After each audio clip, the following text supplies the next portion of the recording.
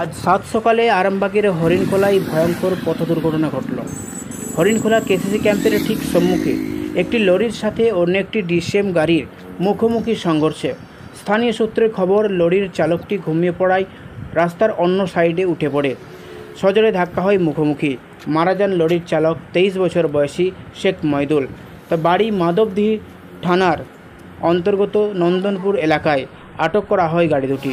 পরিবার সূত্রে জানা যায়, খড় বোঝাই করে কলকাতার দিকে গিয়েছিল। সেই খড় খালি করে বাড়ি ফেরার পথেই হরিণখোলায় দুর্ঘটনা ঘটে। বিস্তারিত শুনুন কি বলছেন পরিবারের লোকজন।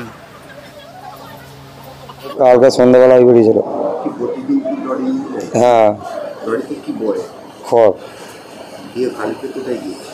কলকাতা।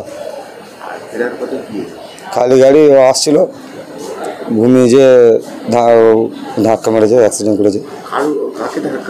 অন্য একটা গাড়ি ছিল না, সে গাড়ি চাপাতে দেখতে পাইনি, গাড়িটা আছে ওখানে। 23। আমার কাকার ছেলে, আমার ভাই শেখ মইদুল, বাড়ি নন্দনপুর, মাধবদী থানা। আমার ওখানে বাড়ি তো, আমার ভাই তো পাশাপাশি বাড়ি। আমার নাম শেখ সালাম বাদশাহ। ঘটনাটা ওই দিক থেকে কলকাতা থেকে আসার সময় ওই গাড়ির সামনাসামনি করে ঘুম লেগে গিয়েছিল।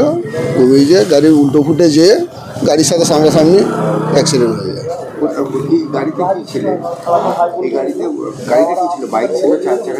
না, লরি ছিল।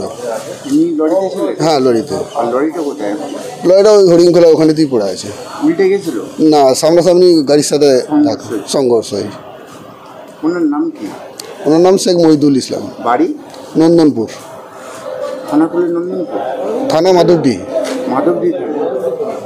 আপনার নাম? আমার নাম জামির আলী মোল্লা। আপনি কি হন? আমি ওই গ্রামে, আমার সম্পর্কে ভাইপো হয়।